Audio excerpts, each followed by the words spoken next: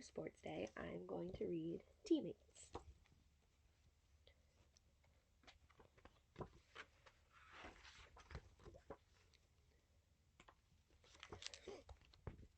Once upon a time in America, when automobiles were black and looked like tanks, and laundry was white and hung on clotheslines to dry, there were two wonderful baseball leagues that no longer exist. They were called the Negro Leagues. The Negro Leagues had extraordinary players, and adoring fans came to see them wherever they played. They were heroes. But players in the Negro Leagues didn't make much money, and their lives on the road were hard. Laws against segregation didn't exist in the 1940s.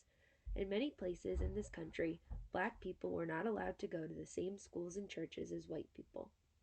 They couldn't sit in the front of a bus or trolley car. They couldn't drink from the same drinking fountains that white people drank from. Back then, many hotels didn't rent rooms to black people, so the Negro League players slept in their cars.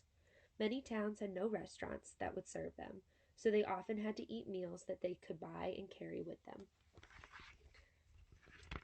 Life was very different for the players in the major leagues.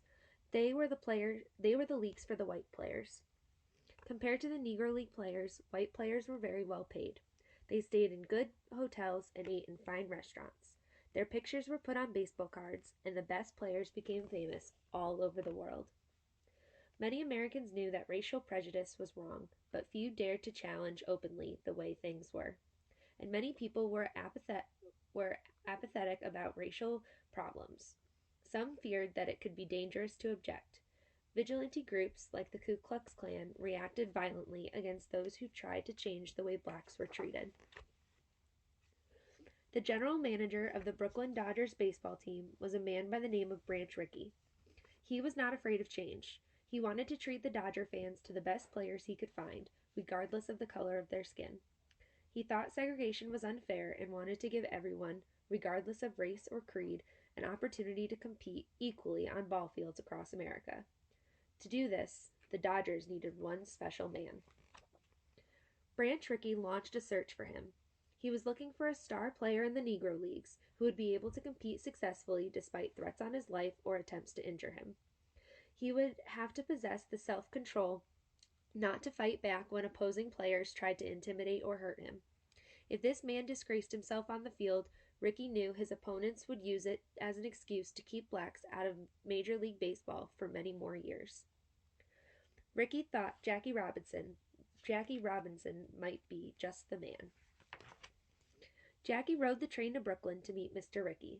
When Mr. Rickey told him, "I want a man with the courage not to fight back," Jackie Robinson replied, "If you take this gamble, I will do my best to perform." They shook hands. Branch Rickey and Jackie Robinson were starting on what would be known in history as the Great Experiment. At spring training with the Dodgers, Jackie was mobbed by blacks, young and old, as if he were a savior. He was the first black player to try out for a major league team. If he succeeded, they knew others would follow. Initially, life with the Dodgers was for Jackie a series of humiliations. The players on his team who came from the South, men who had been taught to avoid black people since childhood, moved to another table whenever he sat down next to them. Many opposing players were cruel to him, calling him nasty names from their dugouts. A few tried to hurt him with their spiked shoes. Pitchers aimed at his head, and he received threats on his life, both from individuals and from organizations like the Ku Klux Klan. Despite all the difficulties, Jackie Robinson didn't give up. He made the Brooklyn Dodgers team. But making the Dodgers was only the beginning. Jackie had to face abuse and hostility throughout the season, from April through September. His worst pain was inside.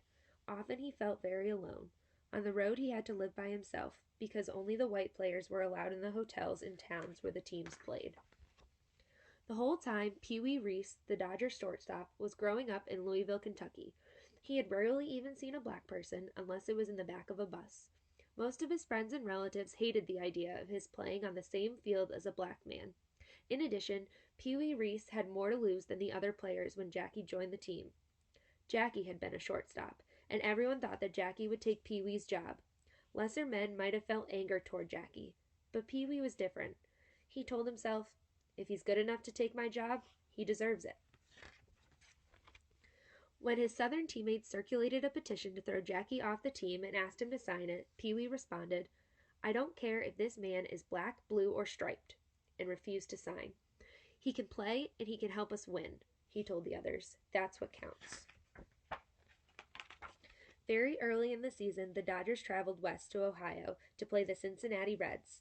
Cincinnati is near Pee Wee's hometown in Louisville.